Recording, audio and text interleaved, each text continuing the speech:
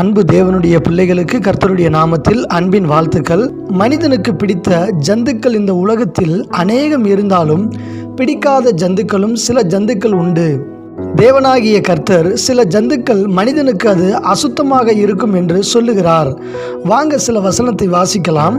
லேவியராகமம் 11ஆம் அதிகாரம் 29ஆம் வசனத்தில் சொல்லப்படுகிறது, தரையில் ஊறுகிற பிராணிகளில் உங்களுக்கு அசுத்தமானவைகள் எவையெனில் பெருச்சாளியும் எலியும் சகலவிதமான ஆமையும் உடும்பும் அலுங்கும் ஓணானும் பல்லியும் பச்சோந்தியும் ஆகிய இவைகளே என்று நமக்கு வேதம் எச்சரிக்கிறது. முதலாவது ஜந்து பெருச்சாளி. இந்த பெருச்சாளி குழி தோண்டும் குணம் கொண்டது. இன்றைக்கு சிலருக்கு விரோதமாக குழி பறித்து நம்பிக்கை துரோகம் செய்யக்கூடாது.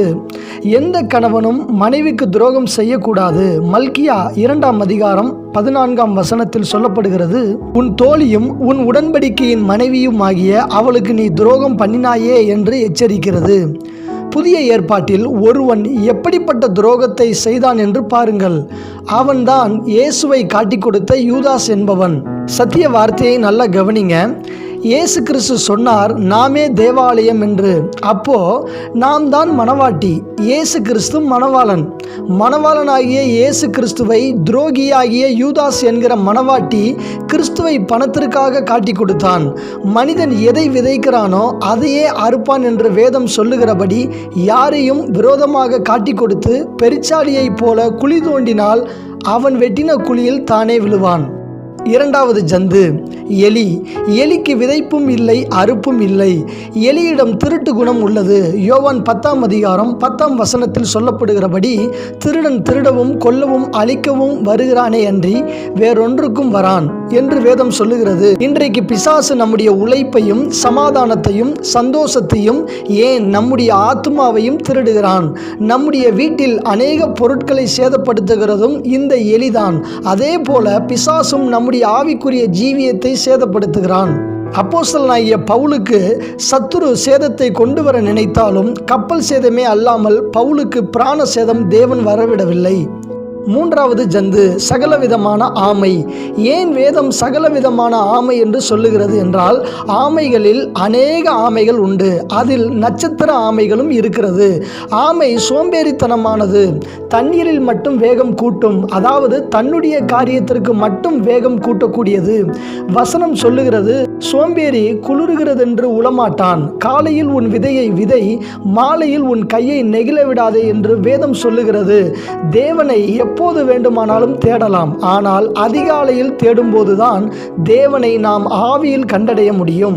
தாவீது யுத்தத்துக்கு போகாதது அவருடைய சோம்பல் தான் முக்கிய காரணம். கர்த்தருடைய ஊழியத்திலும் சோம்பலாக இல்லாமல் சுறுசுறுப்பாகவும் வாஞ்சை உள்ளவர்களாகவும் காணப்பட வேண்டும். சோம்பலாக செயல்படுகிறவர்களை தேவன் ஒருபோதும் ஆசீர்வதிக்க மாட்டார். ஆமையிடம் கற்றுக்கொள்ள வேண்டியது என்னவென்றால், ஆமைக்கு பாதுகாப்பு தன்னுடைய ஓடு மட்டும்தான், நமக்கு பாதுகாப்பு தேவன் மட்டும்தான்.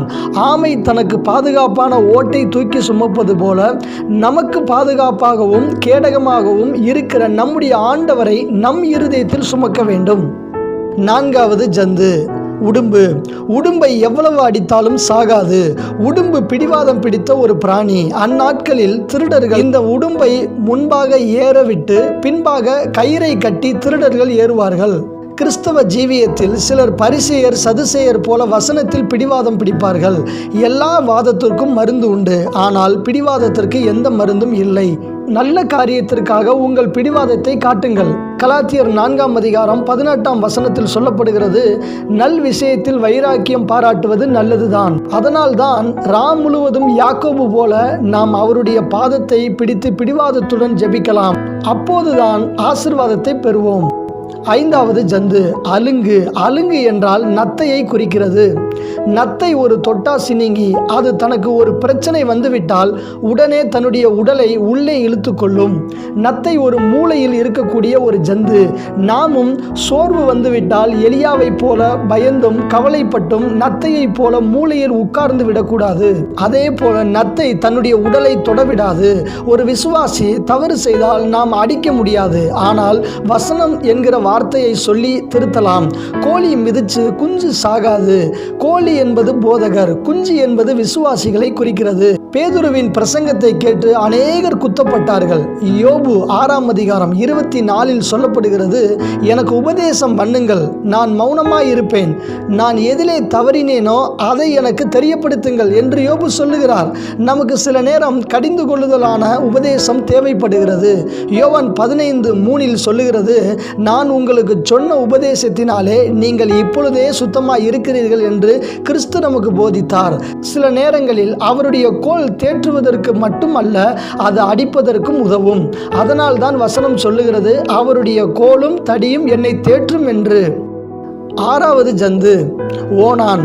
இந்த ஓணானுக்கு வீடும் இல்லை, வாசலும் இல்லை. இது சின்ன சின்ன முள்வேலியில் இருக்கும், அதாவது மதில் மேல் உள்ள ஜீவியம்.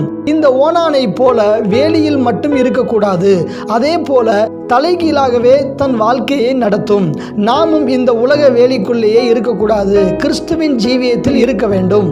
நமக்கு பாதுகாப்பான சபை என்கிற வேலிக்குள்ளும் மந்தைக்குள்ளும் இருக்க வேண்டும். 7வது ஜந்து பல்லி.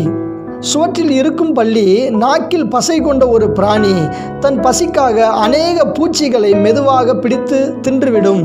இது அப்சலோமின் ஆவி. சில மனிதனை மாய்மாலமான அன்பை காட்டி இழுப்பதும், தன்னை பெரியவனாக அன்பானவனாகவும் காட்டி தன் பக்கமாக இழுக்கிறது. நீதிமொழிகள் 17:20 சொல்லப்படுகிறது, மாறுபாடான இருதயம் உள்ளவன் நன்மையை கண்டடைவதில்லை, புரட்டு நாவுள்ளவன் தீமையில் விழுவான். மனிதனின் நாக்கு நெருப்பை போல, அது யாரை வேண்டுமென்றாலும் எரித்து போடக்கூடிய ஒன்று. அஞ்சகமாக பேசி தன் பக்கமாக இழுத்து எரித்து போட்டுவிடும். 8வது ஜந்து பச்சோந்தி. இந்த பச்சோந்தி நிறம் மாறக்கூடியது. பச்சோந்திக்கு ஆபத்து வரும்போது தன்னுடைய நிறத்தை மாற்றிக்கொள்ளும். சிலர் இடத்துக்கு தகுந்தது போல மாற்றிக்கொள்வார்கள். ஒரு முறை பேதுரு இந்த பச்சோந்தி போல நிறம் மாறினார்.